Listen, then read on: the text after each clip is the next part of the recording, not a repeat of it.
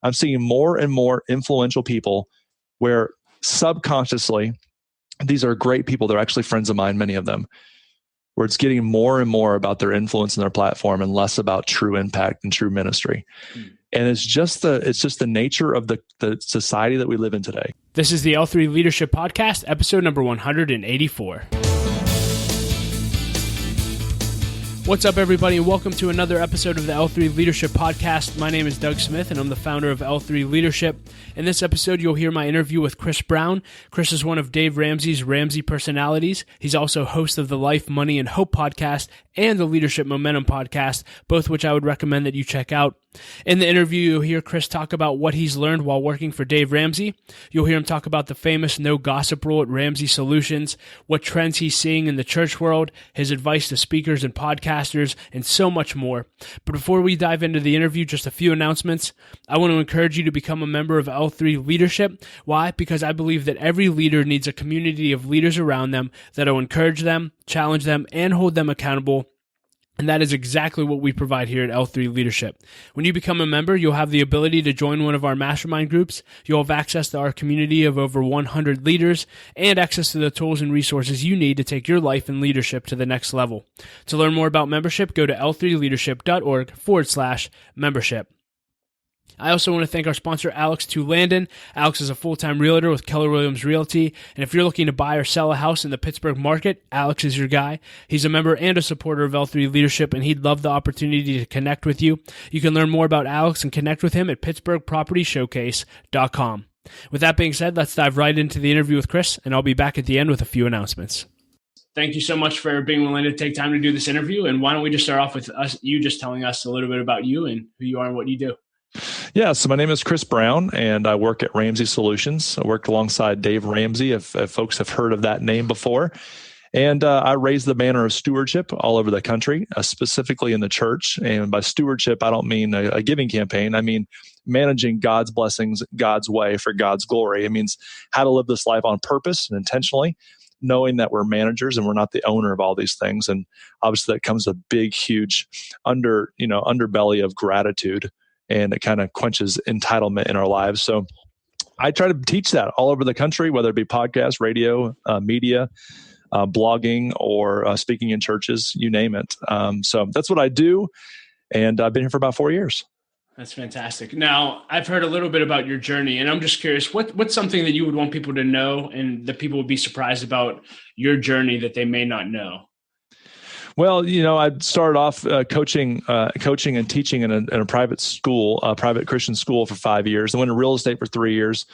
Then I went into full-time ministry as a multi-site director and a CFO and executive pastor at churches all the way until 2013. So it's kind of a weird journey. But probably the thing I'd want to share with people is obviously the grace of God has been on my life through that. And I feel like God's really been moving.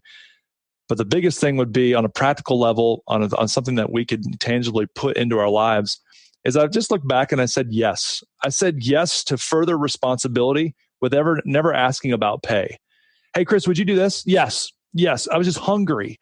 And so my 20s and 30s, I was very, very hungry and said yes to everything. I look back and I think that really served me well. And also, there's two things that I feel like if people are like, how do I take that next step in my journey? Two things that I think have served me well. Number one is I cared deeply about what my leader cared about. That was big. Deeply cared about what my leader cared about. And number two is that I solved the biggest problems.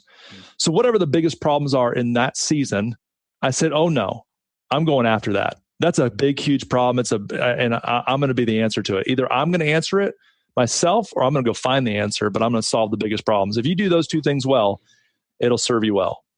Yeah, I love that. I want to talk a little bit about leadership. So you were one of the Ramsey personalities, and you've been there for 4 years. I'm just curious, what are some of the biggest lessons you've learned about leadership and about business since you've come on board there? The biggest thing I've learned at Ramsey Solutions is the value of proactive communication. And I say that right now, and maybe somebody listening in goes, oh yeah, yada, yada, yada, proactive. That means a lot. It's relevant. I mean, it's a very relative term, proactive. No, I see it in a very tangible way. And I'll give you an example. Every Monday morning here at Ramsey Solutions, 700 staff get in a room And it's led by the CEO, Dave Ramsey himself. Probably out of 52 weeks, he probably leads personally 45 of them when he's in town. And he proactively talks about every single business unit, what's going on. Everyone kind of gets up and they give these little 2-minute, 3-minute updates. So everybody's on the same page. Then he talks about one of our values for a good 15, 20 minutes. He talks about anything that's out there in the media. He talks about any kind of possible gossip that could start. And it's proactive. And if you don't fill the conversation with the right conversation, people will make it up themselves. They'll fill the gaps in themselves. And what I've seen here is just great proactive communication of, I'm never wondering what's going on. I'm never wondering about a strategy. I'm never wondering about motives. I literally am caught up to speed on everything. And when I miss a meeting, it's a big deal. I feel like I'm out of the loop. But it takes a ton of a value on communication to put 700 people in a room. Think about that. That's like a $5 million investment for us each and every year to have that meeting. So I just feel like from a communication standpoint, if you read any leadership book, communication is going to be one of the major chapters. And Ramsey Solutions does that very, very well. That's just to pick one thing. Yeah, I'm just curious. So obviously you guys are famous for your no gossip rule. Can you just talk about that for listeners who may have no idea what that is? Because that's definitely not normal in most cultures today. Yeah, I think it's something that everybody would love to. I know Lencioni talks about like aspiring values in one of his books, like things that you really value, but you don't really do it. So everyone would say, I would love to have no gossip.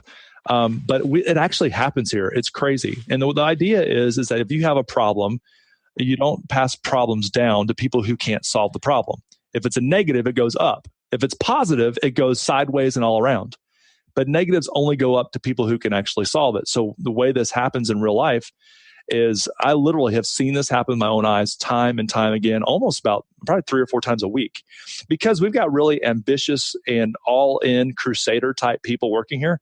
They're heart deep, so they care.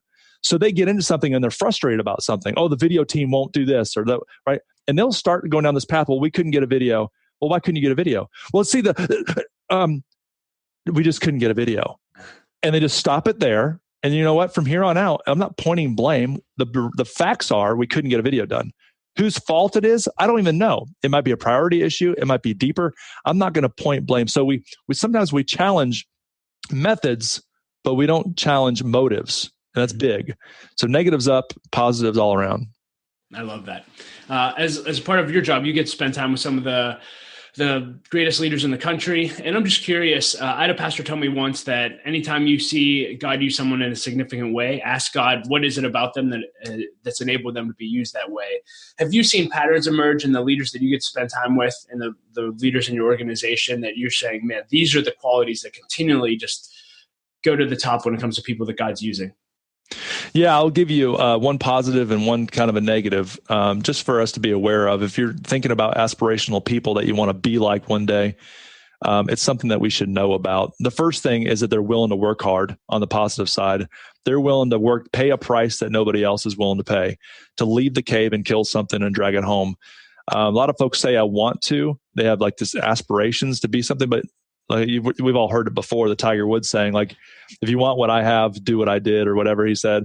Like, if you want to become the best golfer in the world, which used to be an accurate statement, but then you got to do what I did to get there. Well, these people have worked their tails off, and they've been willing to go the extra mile. Another thing is that they became a specialist in their area. They're hyper-focused. They're not trying to be everything to all worlds. They know their lane, and they've just absolutely killed it in their lane. On the negative side, kind of negative, maybe it's just an awareness thing, is their number one devil in their life. We all have devils in our life. We all have these, like, our number one, like I shouldn't say devils, but like obstacles or roadblocks. Theirs is going to be pride, because they're winning. They're doing great. They're doing incredible. The folks that I've talked to that have been successful for a long period of time are aware that their number one thing that's going to hinder them is pride. It doesn't mean that they don't have bouts with pride, but they have systems in their life. They have voices in their life that can coach them from becoming too prideful in a season. And they have to always adjust every single day, every single week. They've got somebody or some people in their life that ground them continually so they don't go turning into some wacko when it comes to pride. So that just happens to be the devil or the temptation. Pride is that one sin in successful people's lives is that you start to, hey, I'm the man, I'm the woman. And so the people who have routinely, are succeeding over a decade or 2 decades, they've learned how to balance that. That's good. I'm just curious for you personally, do you have a system like that in your life? Is it the people on staff at Ramsey Solutions? Is it a small group, a mastermind group outside of work? What keeps you grounded? My wife is Nice. that, but she will not let me get a big head ever. So my wife is number one. Literally, she can care less about, and there's a difference between impact and influence. She cares about the impact. She can care less about the influence. And I tell myself that I don't care either. I'm all about the impact. But if we're real, we like a little bit of the influence. Sure. So I've always got to be doing that. She's that in my life. And I will say this, we have 700 staff here and they don't put up with any junk. Like, we just do not put up with any diva stuff. So if you even give a little bit of diva, you'll know it in 2 seconds. I'll let you know. So we've got a bunch of rock stars and thoroughbreds that work here. They've been around a bunch of influential people in prior jobs or this job. They're not wowed by anything. So they definitely keep us grounded. I love that. You spent some time on staff in churches, and I'm just curious, you spend a lot of time with pastors. What patterns are you seeing in the church world that leaders should be aware of? I'm just curious from your vantage point. Well, there's one thing that is right down, what we're talking about. It's kind of a cousin of what we're talking about, and that is the power of lights and stage. There's a power of the lights and stage that create this element inside. And I'm not just talking about lead pastors. It could be a children's pastor. It could be a youth pastor. It could be a traveling evangelist. And it could be a large church, mega church, or it could be a church of 200 or maybe even 100. There's something about what happens when you get on that stage and lights get on you, where you have to be very, very careful that you don't go down this road where it's all about you. And it's all about your influence, and it's all about your platform. That's a word I hear a lot, my platform. If you authentically think that that you're deeply convicted that it is about impact, not influence, so you can impact more people authentically, then there might not be a problem with it. But we've got to know, one of the things you asked me, what am I seeing in the church world today? I'm seeing more and more influential people where subconsciously, these are great people. They're actually friends of mine, many of them, where it's getting more and more about their influence and their platform and less about true impact and true ministry. And it's just the nature of the society that we live in today, that there's this big, huge mentality. Look at them. And we're humans. We got flesh on. Listen, we're going to fall into that trap. We've got to be careful, because the person who's lost and sitting in the seats at a church can pick up on that in 2 seconds, and they're turned off by it.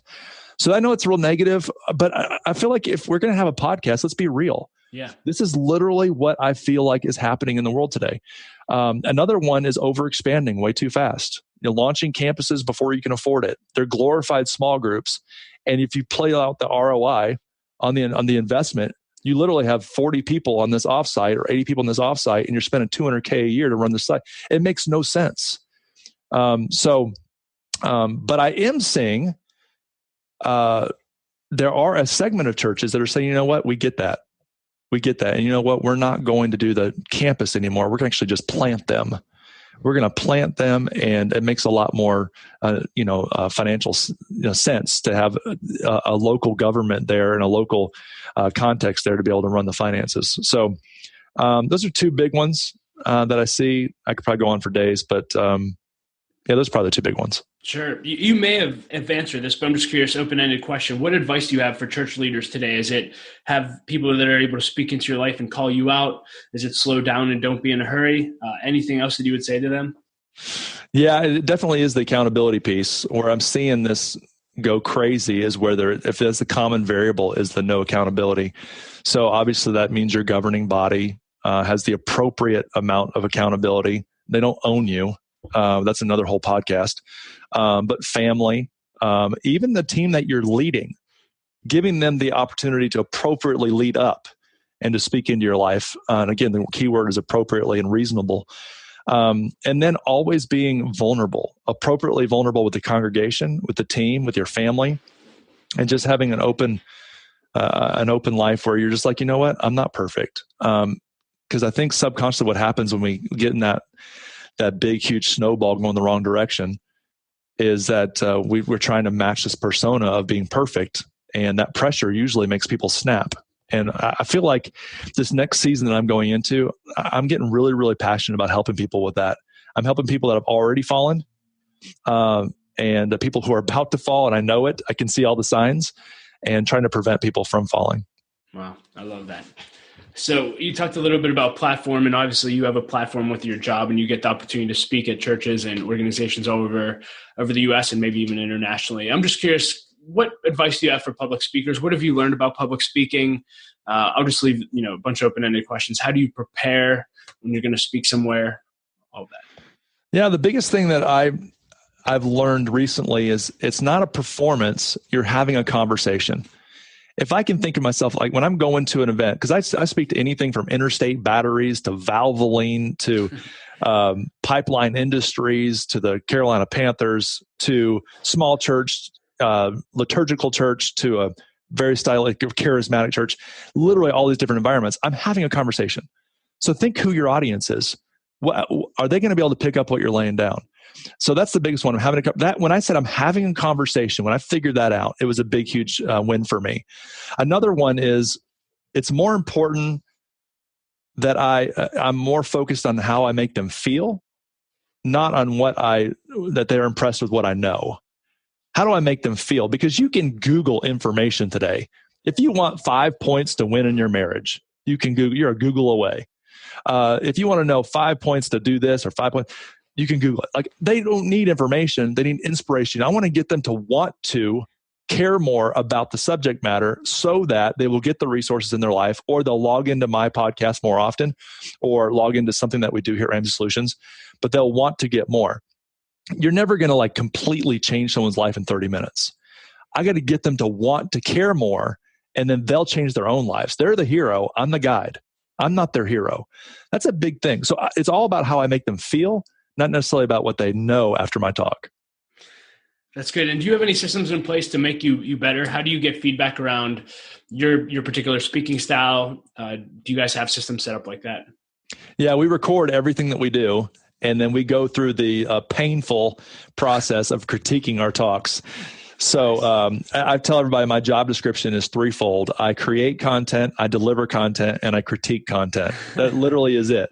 Wow. I have 5 or 6 different platforms I do that, but literally it comes down to I got a threefold job description. So we record everything, we watch it, and I'm like, oh, Holly, my wife, I was like, I just killed it. I just did. I killed it. I'll tell her on Sunday afternoon. That was the best I've ever done. And Monday I watched the tape and I'm like, oh my goodness, that was awful.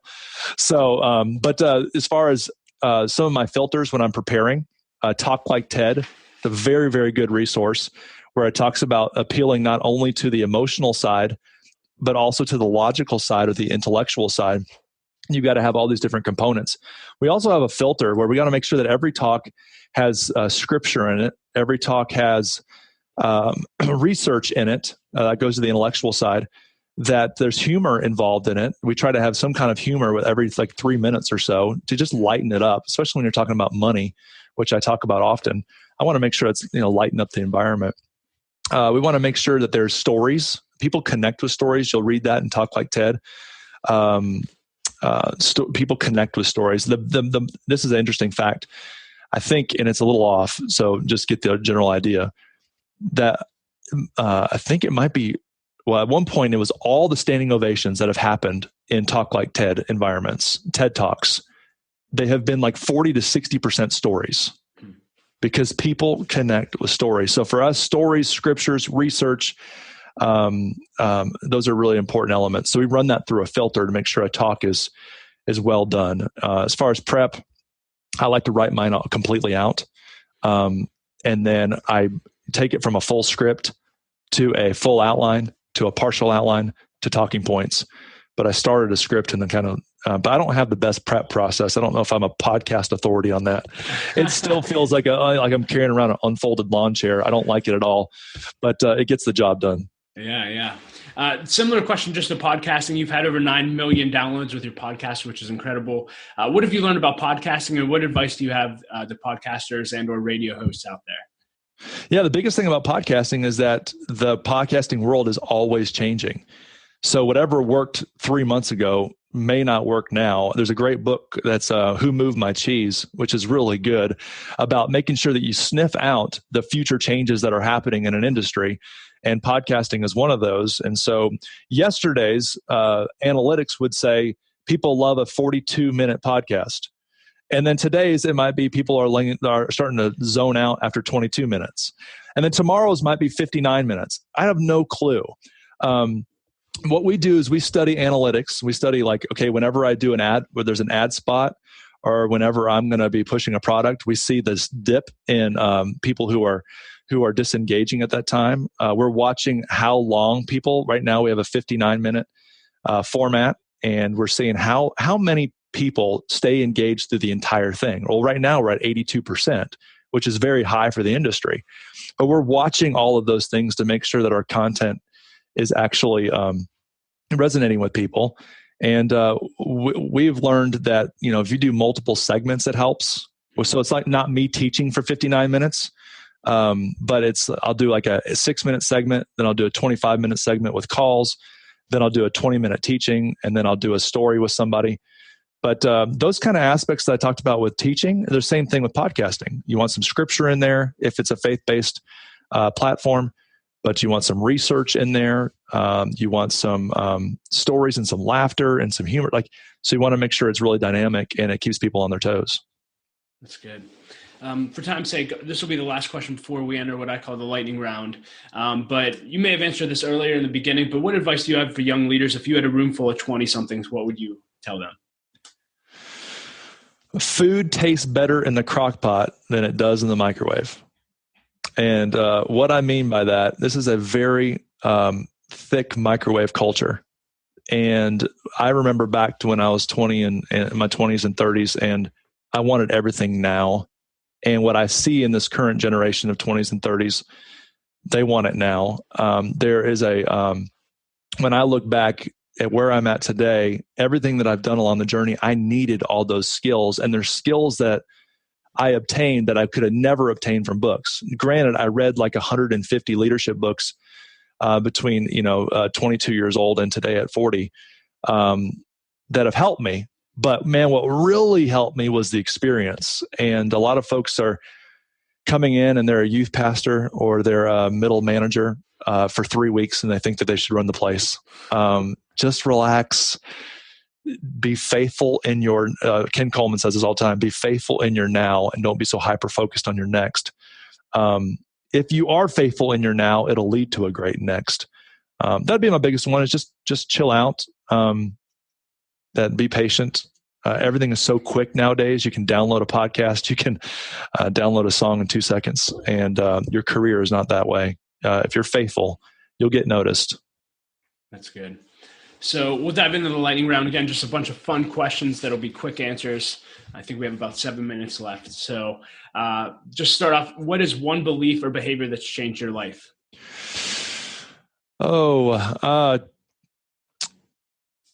Today's execution is tomorrow's success.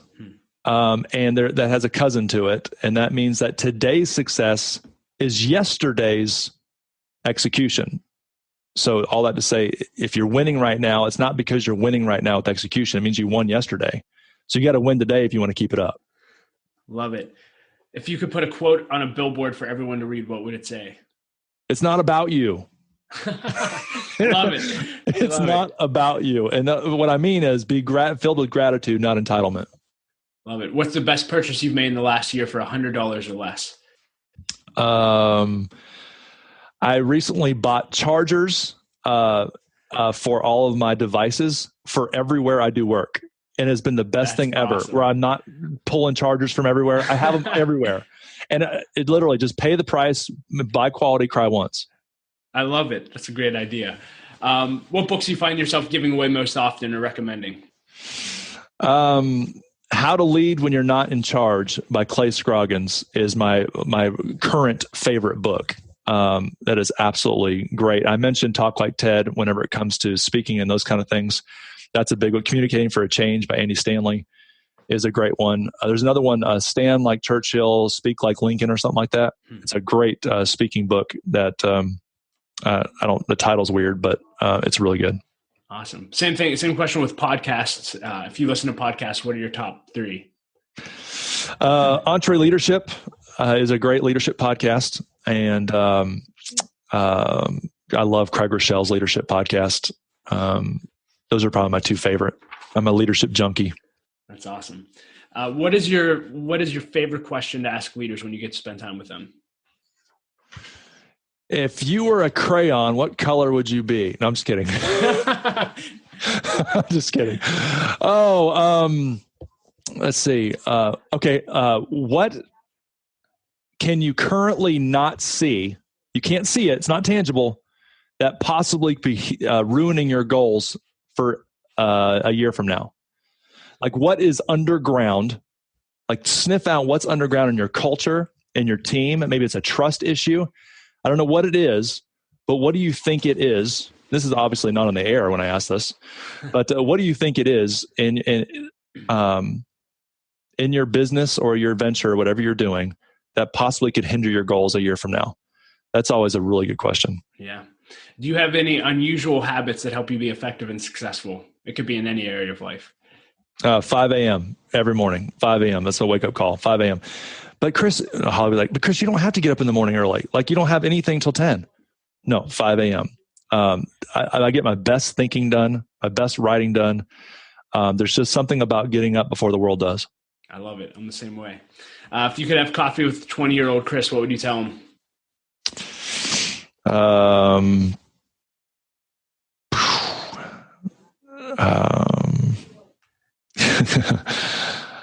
I'd go back to my billboard.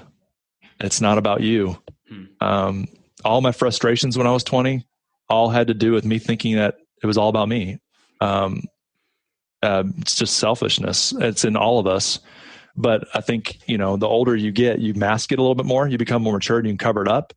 And the 20-year-old doesn't cover it up very well. It's very obvious. So millennials get ripped a lot, but they're no different than older. Just as older you get, you cover it up more. Millennials just don't cover it. That's true. That's awesome. What do you want your legacy to be when it's all said and done? What would you love for your kids and your family and friends to say about you at your funeral? Well, when I think about my mission statement, it's God, family, ministry, in that order. God, family, ministry. So I would want someone to say, man, that's a guy who loved God. That's a guy who loved his family and gave his life to ministry. And because of the value add that he did into people's lives, they became better people, more purposeful people, and people who are closer to God. They became a better Christ follower, better husband, better wife, better business person, better parent, that I added value to people's lives. Love it. If someone's listening to this and they're like, wow, I want to connect with Chris, how can people connect with you, find your podcast? Yeah, I'm Chris Brown on air on social media. And my podcast lives at stewardship.com. Of course, it's on iTunes. It's on Google Play and all that kind of stuff, Sirius XM Radio. The name of the podcast is Life, Money, Hope. And we talk about, not just money, but as you heard on this podcast, talk about leadership and talk about life as well. And I have another podcast called the Leadership Momentum Podcast, where I interview church leaders from all over the country and all over the world that we're having a lot of fun with as well. So I'm very, very thankful that I got the opportunity to be on this one. Yeah. Anything else you want to leave leaders with today? One day at a time. One day at a time. I think for overachievers, which would be somebody who would listen to a podcast, would be somebody who's an achiever, right?